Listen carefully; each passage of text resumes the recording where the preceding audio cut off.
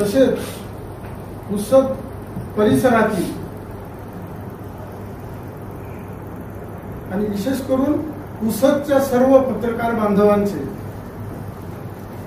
मग त्यामध्ये आपले प्रिंट मीडियावाले आले, इलेक्ट्रॉनिक मीडियावाले आले, युट्यूब चॅनल्सवाले आले, सर्व पत्रकारांचं या संकट काळात आपण सर्वांनी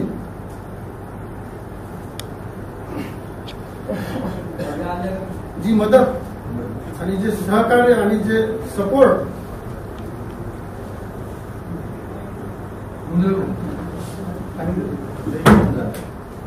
आम्हा सर्वांना दिला, त्याबद्दल तुमचे सर्वांचे मी इथं मनपूर्वक आभार व्यक्त करतो. पत्रकार बंधूंनो, आपल्याला माहीत आहे की आपल्या पुसदचे भूमिपुत्र सहकार सूर्य बँकेचे संस्थापक स्वर्गीय श्रीरामाप्पाजी आशेगावकर असतील, लोकनेते माजी मंत्री माजी मंत्री मनोहररावजी नाईकसाहेब असतील, बँकेचे पहिले अध्यक्ष स्वर्गीय बाबूशेठ हिराणी साहेब असतील, त्याचप्रमाणे माझे वडील संस्थापक स्वर्गीय श्रीरामाप्पाजी आशेगावकर यांच्या 1988 झालेल्या निधनानंतर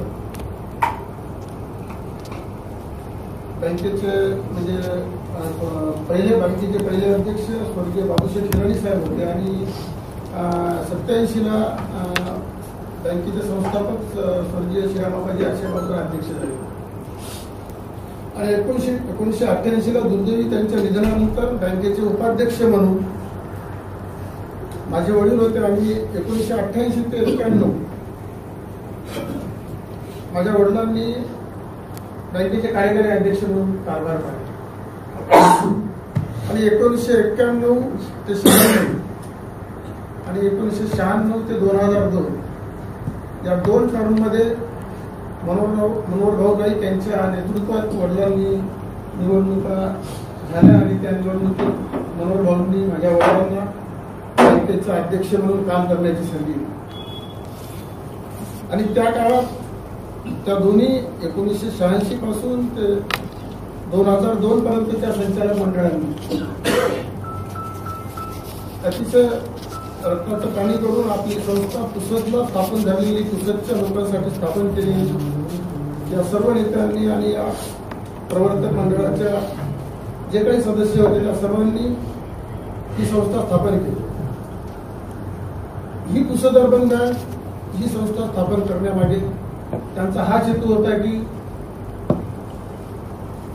छोटा व्यापारी असेल, सामान्य नागरिक असेल, आपण पाहतो की छोटा व्यापारी असेल, सामान्य नागरिक असेल, ज्यांचा पेइंग कॅपॅसिटी नसते, अशा लोकांना राष्ट्रीयकृत बँका आणि बाकी बँकांमध्ये कर्ज मिळण्यासाठी अडचणी निर्माण होतात आणि आपल्या पुसद शहरातला छोटा व्यापारी, सामान्य नागरिक सक्षम झाला पाहिजे या दृष्टीने या सर्व नेते मंडळींनी आपल्या पुसदमध्ये आपली ही पुसद अर्बन बँकेचं रोपटं लावलं आणि त्याला वाढवण्याचं काम 1988 पासून 2002 पर्यंत माझ्या वडिलांनी केलं. 2002 पर्यंत आपल्या या पुसद अर्बन बँकेचं कार्यक्षेत्र हे जिल्हा कार्यक्षेत्र आणि या जिल्हा कार्यक्षेत्र असताना आपल्या पुसद अर्बन बँकेच्या आपल्या पूर्ण जाळं हे जिल्ह्यात 2002 पर्यंत जवळजवळ 15 शाखा आपल्या पुसद अर्बन बँकेच्या होत्या आणि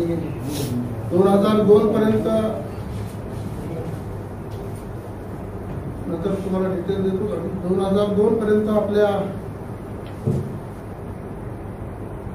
बँकेच्या ठेवी ह्या 81,84,00,000 होत्या आणि आपल्या सर्वांना माहिती आहे की 2002 मध्ये झालेल्या निवडणुकीमध्ये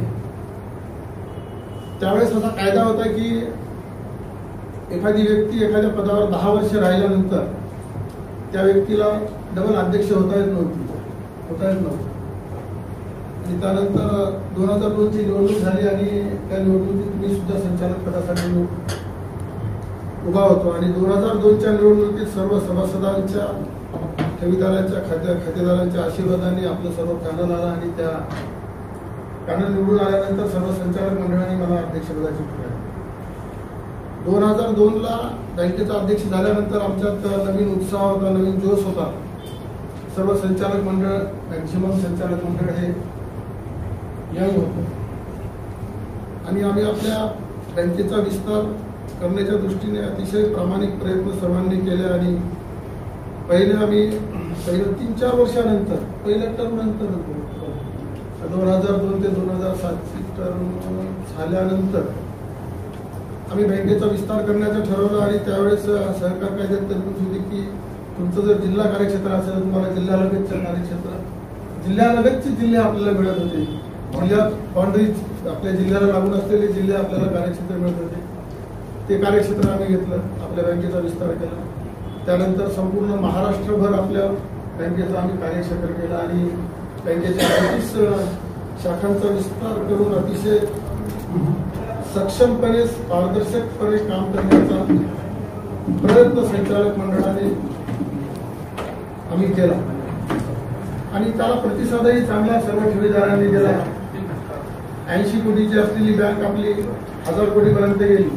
2016ला झालेल्या नोटबंदी आणि त्यानंतर 1000 कोटीच्या आपण गेलो होतो, परंतु नंतर कोरोनाला या आणि चांगले कर्जदार आपल्याला मिळत नव्हते. त्यामुळे डिपॉझिटरची लायबिलिटी आपण कशाला वाढवायची म्हणून आम्ही बँकेचे व्याजदर कमी करून आपण डिपॉझिट सुद्धा कमी केलं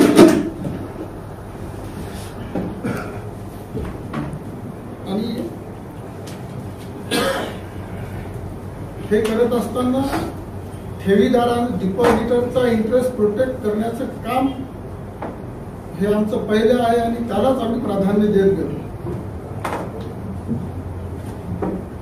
आणि आपलं सर्वांना कल्पना आहे की सहकार खात्याचं स्टॅट्युटरी ऑडिट असेल, रिझर्व्ह बँकेचं इन्स्पेक्शन असेल, जसं बाकी सर्व बँकांचं पतसंस्थेचं होते तसंच आपल्या सुद्धा बँकेचं रिझर्व्ह बँकेचं इन्स्पेक्शन असेल, स्टॅट्युटरी ऑडिट असेल, ते सुद्धा 2024-25 पर्यंत झालेलं आहे. आणि रिझर्व्ह बँकेने ठरवून दिलेल्या आपल्या बँकेनं नेहमीच रिझर्व्ह बँकेने ज्या ज्या गाईडलाईन्स अर्बन बँकांसाठी दिलेल्या आहेत त्या गाईडलाईन्सच पालन करून आणि त्या तरतुदीनुसारच आपलं कामकाज आजपर्यंत चालत आहे. आरबीआय असेल, सहकार खाते असेल, यांनी आजपर्यंत कोणतेही आपल्या बँकेमध्ये काही अनियमितता झाली किंवा काही संचालक मंडळाने फ्रॉड केलं किंवा काही चुकीचं झालं असं कोणतेही स्ट्रक्चर आजपर्यंत आपल्या बँकेवर असे ताशेरे कोणते नाही आहे. परंतु मागील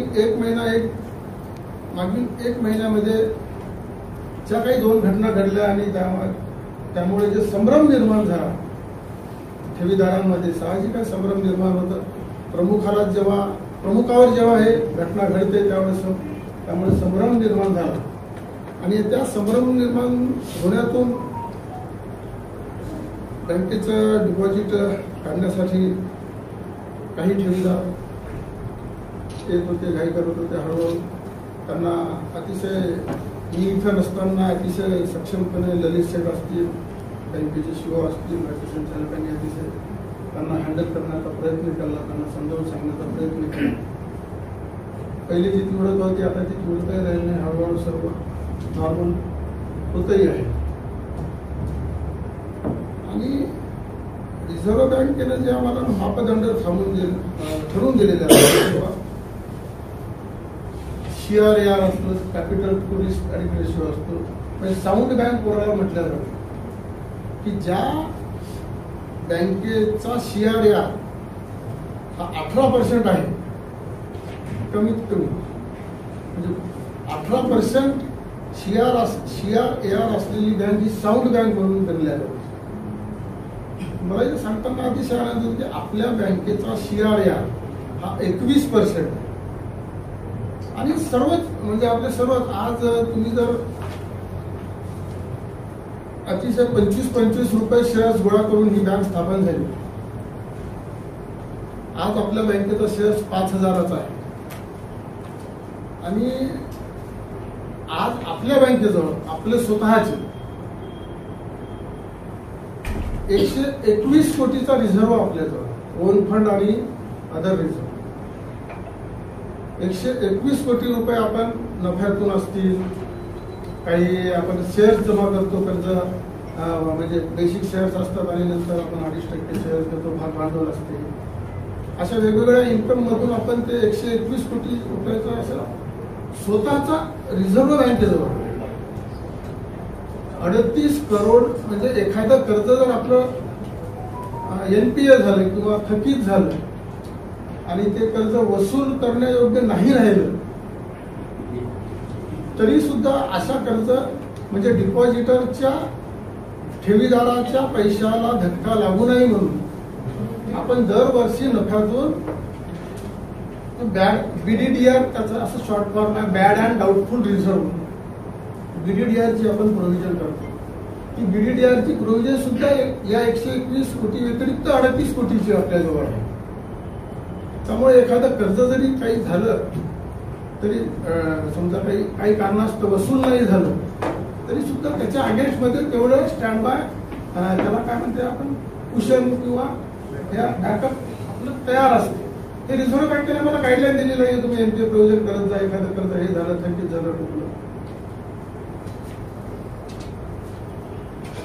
एवढी स्ट्रॉंग पोझिशन असताना सुद्धा मी इथं हजर नसल्यामुळे जो काही संभ्रम सभासदांमध्ये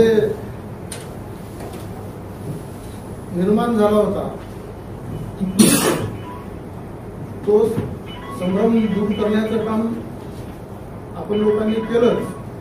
परंतु अजून पुन्हा एकदा माझी आपण सर्वांना हात जोडून विनंती आहे की आपण आपल्या पुसदची बँक, आपली बँक स्वतःची, आपली, आम्ही एक विश्वस्त आहोत. 36,000 सभासदांचं आम्ही इथं प्रतिनिधित्व करत आहोत. कोणती सुईच्या टोका एवढं सुद्धा काही झालेलं नसताना सुद्धा नुसता संभ्रम निर्माण झाल्यामुळे जे काही समजा काही डिपॉझिटर्स मध्ये जे संभ्रम निर्माण झालेला आहे त्यांचा संभ्रम दूर करण्याचं काम आपल्या वृत्तपत्राच्या माध्यमातून, आपल्या युट्यूबच्या चॅनलच्या माध्यमातून आपण करसा अशी मला अपेक्षा आहे. आता आपलं 755 कोटीचं आपलं डिपॉझिट होतं. 17 तारखेला 12:02 मी हजर होतो. काय तोपर्यंत सगळं सुरळीत चालू होतं, काहीही चिंता नव्हती. मागच्या 40 वर्षापासून रक्ताचं पाणी करत सर्व त्या वेळेच्या संचालक मंडळाने आपापल्या परीनं आपली ही बँक वाढवण्याचा प्रयत्न केला. महाराष्ट्रभर आपण ते पोहोचवण्याचा प्रयत्न केला आणि या काळात तुम्ही स्वतः साक्षीदार आहात की आपल्या बँकेला नानाच्या काळात एकदा विदर्भातील प्रथम क्रमांकाची बँक म्हणून पुरस्कार मिळाला. आमच्या या मागच्या 25 वर्षाच्या पिरियडमध्ये 5 वेळा आपल्या बँकेला विदर्भातील प्रथम क्रमांकाची बँक म्हणून पुरस्कार मिळाला. 1 वेळा महाराष्ट्रातील प्रथम क्रमांकाची बँक म्हणून पुरस्कार मिळाला. 2008-09 संपूर्ण महाराष्ट्रातून उत्कृष्ट सहकारी कार्यकर्ता म्हणून मला वैयक्तिक पुरस्कार राज्य बँक असोसिएशनने दिला आणि सभासदांच्या, ठेवीदारांच्या आणि संचालक मंडळाच्या आशीर्वादाने मला महाराष्ट्र राज्य सहकारी बँक असोसिएशनचा 10 वर्ष संचालक होता आलं आणि 1 वर्ष महाराष्ट्र राज्य सहकारी बँक असोसिएशनच्या पूर्ण राज्यातील बँकांचं मला असोसिएशनचं मला अध्यक्षपद मिळालं. त्यांचं प्रतिनिधित्व करण्याचं मला भाग्य लाभलं. सभासदांमध्ये जो काही थोडा बहुत आता जो काही संभ्रम निर्माण झालेला आहे त्यांनी कोण्याही ठेवीदाराने घाबरण्याचं काहीही कारण नाही. बँकेची परिस्थिती अतिशय साऊंड आहे आणि तुम्हाला कल्पना आहे की आज आपल्या बँकेनं 755 कोटी डिपॉझिट आहे. आज आपल्या बँकेचं बँकेला इन्कम कधी प्राप्त होणार? बँकेनं कर्ज वाटलं आणि त्या कर्जाच्या रूपात जर बँकेला व्याज मिळालं तरच आपण ते डिपॉझिटर्सला व्याज देऊ शकणार. आज तसंच आपण डिपॉझिट यांच्याजवळ डिपॉझिट घेतलं, यांना कर्ज दिलं, असं आपण या 700 कोटीपैकी 450 कोटीचं आपलं कर्ज वाटप आहे. आपल्याजवळ जवळजवळ 300-350 कोटी 17 तारखेपर्यंत एक्स्ट्रा पडून होते. आम्ही सगळ्या डायरेक्टरला 31 ऑगस्टचा आमचा प्रोसिडिंग वाचताना आम्ही सगळ्या डायरेक्टरला आम्ही सगळ्या मॅनेजरला टार्गेट दिलं होतं की आपल्याजवळ फंड एक्सेस पडून आहे, 350-400 कोटीचा एक्सेस फंड पडून आहे. तुम्ही चांगले कर्जदारांना वाटप करा, कारण वाटप आपलं 54-55% होतं. तर एवढी सगळी सुदृढ सगळं लिक्विडिटी असताना सुद्धा या 1 महिन्यात जे काही आपल्या प्रारंभात होतं म्हणा, काय जे काय असेल ते काही घडलं आमच्यासोबत, त्यामुळे जे संभ्रम निर्माण झाला आणि डिपॉझिट काढणं चालू केलं. त्यामुळे आता शेवटी काय होणार आहे, आज फिरावली पोझिशन, लिक्विडिटीचा प्रॉब्लेम सॉल्व्ह होणार आणि दुर्दैवानं जर कंट्रोल नाही झालं तर आता आपण 450 कोटीचं वाटपच देऊ. आपलं जे काही 450 करोडचं कर्ज आपण वाटप केलेलं आहे तो फंड तर डिपॉझिटर्सचं तिथं गुंतलेला आहे. आज एखाद्याला हाऊसिंग कर्ज घ्यायचं असते, मनोहररावला समजा हाऊसिंग घ्यायचं, त्याला आम्ही 15 वर्षाच्या टर्म्सवर हाऊसिंग कर्ज देतो. बुलाने सरला जर एखादा प्रोजेक्ट उभा करायचा असेल तर त्यांना 7 वर्षाच्या टर्म म्हणजे 7 वर्षाचा आपण प्रोजेक्ट लोन देतो. असा अग्रीमेंट तुम्ही आमच्यासोबत केलेला असतो. आणि आज जर आम्ही तुम्हाला यांना म्हणलं आम्ही तुम्हाला तुम्ही तुमचं कर्ज मला डिपॉझिटर्सचे पैसे द्यायचे आहे, तर शक्य नाही ना. ते कशाला भरतील, ते म्हणतील आम्ही तुमच्यासोबत अग्रीमेंट केलेला आहे 15 वर्षाचा, मी माझा EMI रेग्युलर भरील, माझा 50,000चा जे काही EMI आहे ते रेग्युलर भरील. मी आज कुठून देणार आहे तुम्हाला 25 लाख रुपये? सरला आम्ही 7 करोड रुपये प्रोजेक्ट लोन दिले, एखादा प्रोजेक्ट उभा करणार ते 7 वर्षासाठी दिलेलं आहे. आणि आज जर मला क्लर्क निर्माण झाला, मी जर म्हणलं बाबा नाही बँकेला खूप अडचण आहे, तुमचे सर 7 कोटी रुपये भरा, सर भरूच शकणार नाही. सर म्हणतील मी तुमच्यासोबत 7 वर्षाचा अग्रीमेंट केलेला आहे, माझी जे काय EMI येणार आहे महिन्याचा तो EMI मी रेग्युलर करेन. त्यामुळे 36,000 सभासद, संचालक मंडळासहित कर्मचाऱ्यासहित 36,000 सभासदांची आणि आपल्या सर्व पुस्तकवासियांची आपली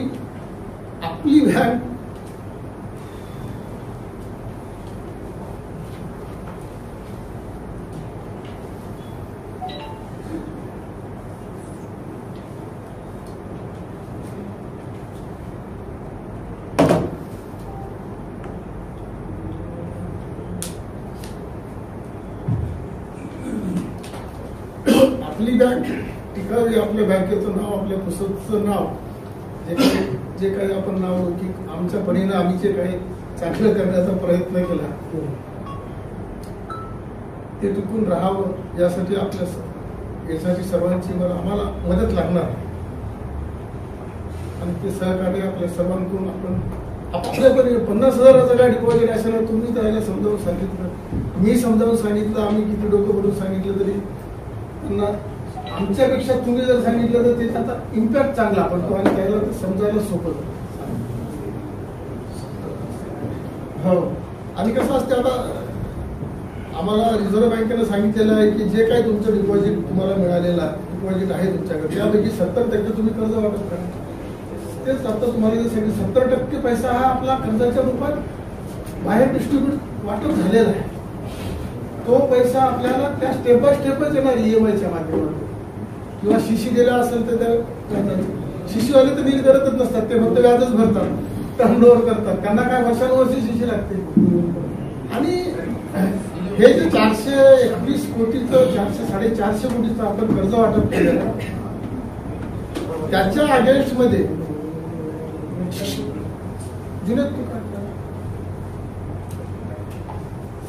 421 कोटीचं जे आपण कर्ज वाटप केलेलं आहे ते काय आपण अनसेक्युअर्ड कर्ज वाटप नाही केलेलं आहे.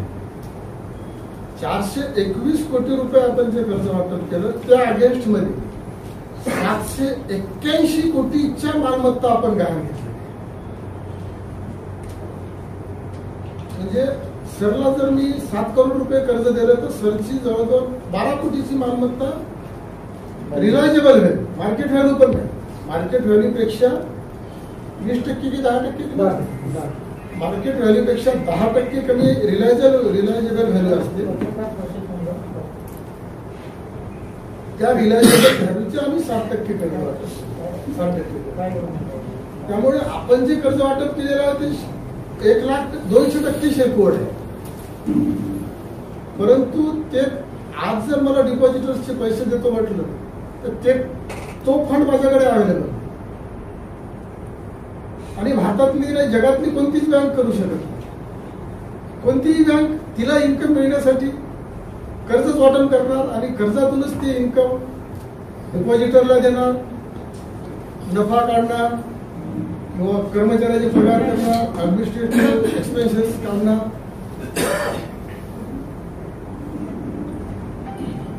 अशी थोडी संभ्रमाची परिस्थिती आहे आपल्या. तुम्ही म्हणजे तुमचं जेवढं कौतुक करा तेवढं कमी आहे. 1 महिना मी इथं नसताना सुद्धा त्यामध्ये कसं आहे आपण जी सगळ्याची इतक्या वर्षावर जुने भाऊच्या सामाजिक काम असो की आपल्या बँकेचे सगळे मी तर मागच्या 17 तारखेपासून 18ला सुटलो. 18 तारखेपर्यंत तुला व्हॉट्सअप पाहिलं होतं, सोशल मीडिया पाहिला होता, मग जो फोनच नव्हता. मग मी जुनेचा फोन घेतला, मी चेक केला. तुम्ही लोकांनी खूप चांगला सपोर्ट आपल्या संस्थेला झाला.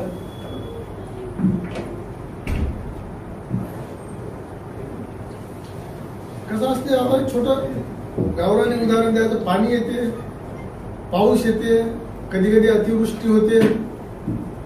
आपत्ती व्यवस्थापनवाले तेवढी व्यवस्था करू शकते, पण ढगफुटी झाली तर आपत्ती व्यवस्थापन बी फेल जाते. तसे आपत्ती तसंही ढगफुटी आकस्मिक ढगफुटी झालेली आहे, 30 रुपये काही कारण नसताना. 30 रुपये म्हणजे आपलं आपत्ती व्यवस्थापन. आपत्ती व्यवस्थापन 30 रुपयाचं, लिक्विडिटी 30 रुपयाची आहे. कोणा डिपॉझिटरला डिपॉझिट काढायचं असलं तेव्हा कधी करत 40 वर्षात 1 रुपयाचंही 1 रुपयासाठी आपण कोणाला वापस नाही पाठवलं ना. 1 कोटी साठी पाठवलं ना 20 कोटीसाठी पाठवलं. आणि पाठवलं तर काही कारण नव्हतं. तेवढा मुंबईला 30% तेवढा आपल्याकडे 30% आपल्याला शिल्लक राहत होते. 20% गेले तर दुसरे 10% डिपॉझिट येत होते. तेवढा पेंटर राहत होता. आणि रिझर्व्ह बँकेचे नियम आहेत की जेवढं काही डिपॉझिट आहे तुमचं त्यापैकी 18% तुम्हाला SLR इन्व्हेस्टमेंट करायला लागते. तिला हातच नाही लावता येणार. आता हे 121 कोटी आपले फंड आहे, पण याला मोडायचा अधिकार नाही आहे. हे संस्थेचा आपला स्वतःचा फंड आहे. हे आपण तयार केलेला आहे सभासदांच्या मार्फत, नफ्यातून आलेल्या इन्कम मार्फत. याला आपल्याला हातच नाही लावता येत. काही ते नियम जे आहेत त्यांचे रिझर्व्ह बँकेचे सहकार खाते. 755 पैकी 18% म्हणजे किती अमाऊंट आहे ती आपली SLRची? 130 कोटी. 130 कोटी रुपये फंड ते सेंट्रल गव्हर्नमेंटच्या सेक्युरिटीज घेणं कंपल्सरी आहे. म्हणजे ते सस्पेन्शन असावं तुम्ही, पण ते 18% आम्हाला खर्चच करता येते आपल्याला. ते 130 कोटी रुपये तसे गुंतवू. 421 कोटी आपले कर्जाच्या ह्याच्यात गुंतवून आहे. हे 121 हे जे ओन फंड आणि शेअर कॅपिटल, रिझर्व्ह आणि अदर फंड आहे आपले स्वतःचे, ते मुळाचा आपल्याला अधिकार नाही. सहकार खाते ते आपल्याला काढू देत नाही.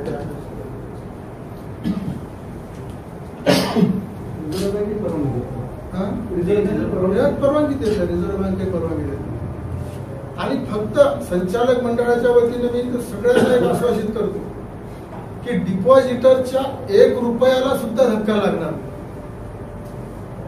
त्याची सगळी पॅरलल आम्ही जे काही आम्हाला करता येईल ती सगळ्या पॅरलल, सगळे आमचे डोअर्स आम्ही ओपन ठेवलेले आहे. डिपॉझिटरचा 1 रुपयाही डुबणार नाही. कोणत्याही कर्मचाऱ्याला आम्ही वाऱ्यावर सोडणार नाही. आणि संस्थेसाठी ठेवीदारांच्या हित जोपासण्यासाठी आणि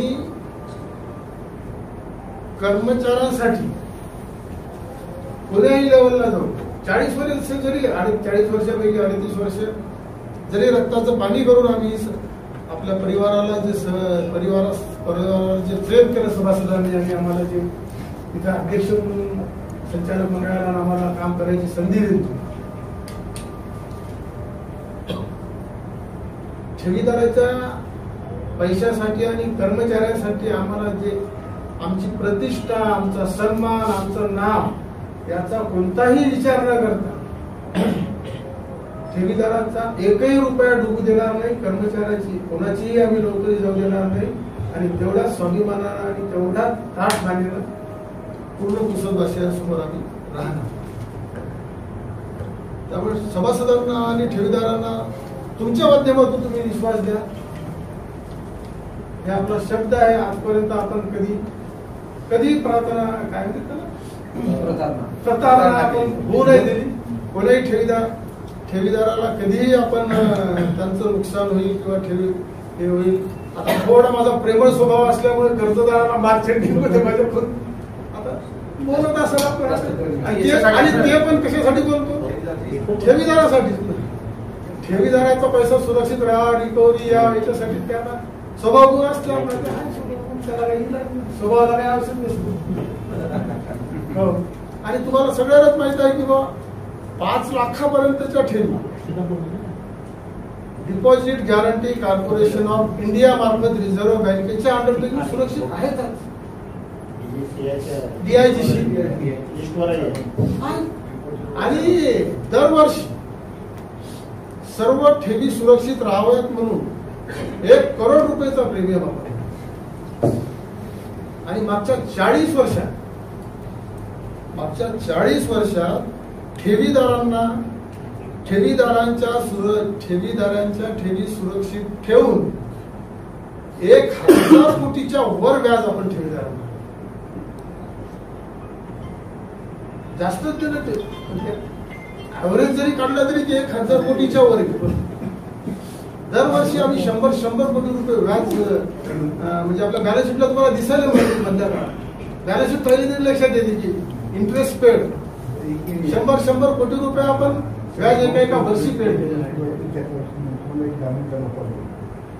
आणि सुईच्या टोका एवढं सुद्धा कुठंच काही झालं नाही. तरी सुद्धा या नुसत्या संभ्रमामुळे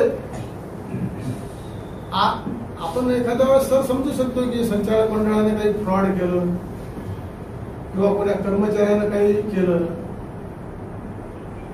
मला सगळ्याला माहिती आहे. 17 आजपर्यंत सुद्धा कुठं बँकेत सुईच्या टोका एवढं सुद्धा काही झालं. रिझर्व्ह बँकेने कधी आजपर्यंत ऑडिट होते. रिझर्व्ह बँकेने एवढे चांगले पॅरामीटर आणि एवढे चांगले पॅरामीटर मी तर PCR मध्ये असताना सुद्धा स्वतः यांना पाठवलं होतं सगळ्यांना की तुम्ही आरबीआयला कळवा. आरबीआयनं आश्चर्य व्यक्त केली. भारतातली तुम्ही पहिले व्यक्ती हा लिक्विडिटीचा असा प्रॉब्लेम होऊन ठेवायला सगळे पॅरामीटर चांगले आणि काहीच नाही झालं म्हणजे तुमचे. तरी सुद्धा म्हणजे असं संभ्रम निर्माण कसा होऊ नये.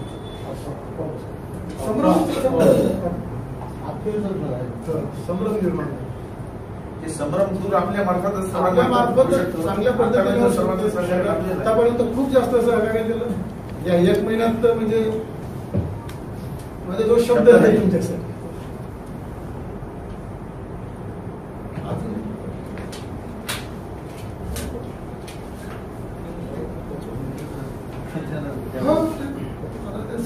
तुम्ही सगळे साक्षीदारच आहात. 2007 विलासराव देशमुख हे केलं होतं किंवा एवढं सगळं आणि होतं. आपण कधीच आपण संस्थेपुढे संस्थेच्या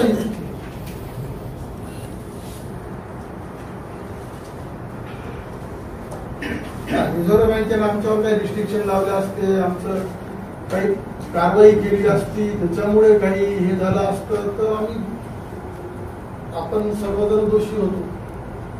कोणतीही घटना अपघात ऍक्सिडेंटली झालेल्या वेगळ्या घटनेमुळे एवढी मोठी 40 वर्षांची मेहनत सर्वांची, सर्व कुसलवासियांची, आपली सर्व सभासदांची, सर्व संचालकांची सगळ्यांची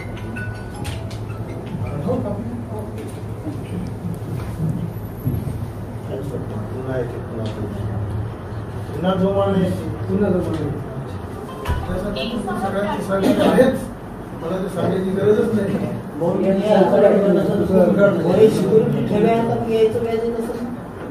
येते ना ते किती येते त्यांचं ते काय ते गव्हर्नमेंट सेंट्रल गव्हर्नमेंट जे देते 6%, काही 7% असते, जुन्या काही नॉन एसएलआर असते ते काही 8.5% असते. व्याज प्रत्येक पण ते काय काय असते, काही CRR असते, कॅश रिझर्व्ह रेशिओ असतो. ते ते 3.5% डिपॉझिटच्या मेंटेनच ठेवावं लागते आपल्याला. ते करंटमध्ये ठेवावं लागते, करंटला 0% व्याज असते. आणि रिझर्व्ह बँकेने जे सांगितलेलं असते त्याच आपण आम्हाला गव्हर्नमेंट काही घ्यायची असते तर ते रिझर्व्ह बँकेला पहिले जाते, कन्फर्म होते, मग ते आम्हाला घ्यायची परवानगी होते. त्याला काय व्याजदर 6-7% असते.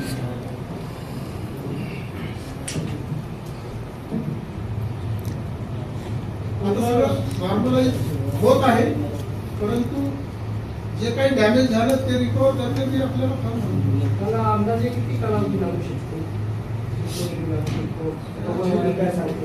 आपल्या हातात ते ठेवीदाराला म्हणलं जाईल तर होऊ शकतो. ठेवीदारांना आता म्हणलं ठीक आहे आम्ही आहे तसं राहू द्या. ठेवीदारांनी आता ठेवी विड्रॉल नाही केल्या आणि विश्वास दाखवून मला पुन्हा एक आव्हान करायचं आहे की ज्या प्रवर्तक मंडळाने ही संस्था स्थापन केली त्या प्रवर्तक मंडळाच्या वारसदारांनी सुद्धा, मग स्वर्गीय श्रीराम आबाजी आशेगावकर यांचे चिरंजीव दीपक भाऊ आशेगावकर असतील, स्वर्गीय बापूशेठ हिराणी यांचे फॅमिलीतले लोक असतील, मनोहर भाऊच्या परिवारातील मनोहर भाऊ असतील, मनोहर भाऊ मध्ये संपर्क होते संजय यांनी सुद्धा ठेवीदारांना सर्व असेल तर आवाहन केलं तर ती एक आपल्याला चांगली मदत होऊ शकतात.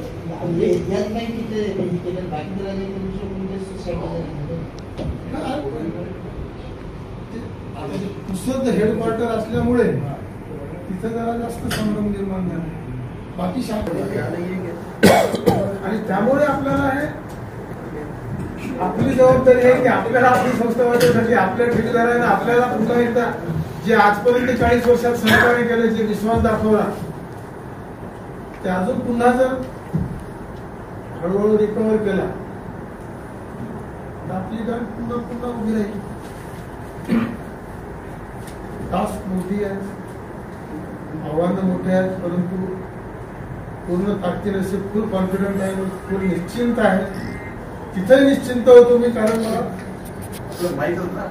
आपण निश्चिंत जाऊ, आपण कॉन्फिडंट आहोत. तुमच्या सगळ्याच्या आशीर्वादाने, तुमच्या सगळ्याच्या प्रेमाने तुम्ही जे आशीर्वाद सहकार्य केलं ते 18 तारखेला जन्मदिवस सुटल्यावर कैलासरावने एक लेख टाकला होता, ते सुद्धा मला वाचायला भेटलं. तुमचे सुद्धा धन्यवाद. तुम्ही ते काहीतरी व्हॉट्सअपवर टाकलं होतं ना, काहीतरी टाकलं 18 तारखेला.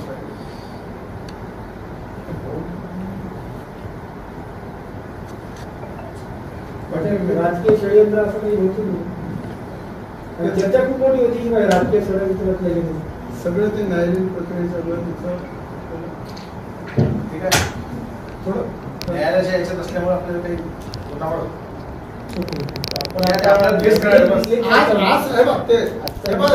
प्रदीपराव, शरद महिन आज महत्वाचा नाही, आज शरद महिन महत्वाचा नाही. बरोबर, आज माझ्यावर किती काही झालं तरी मी सहन करेल, पण माझं एक मत आहे की आपली संस्था टिकली पाहिजे. शरद महिनला काढून टाकायचं, शरद महिन महत्वाचं नाही.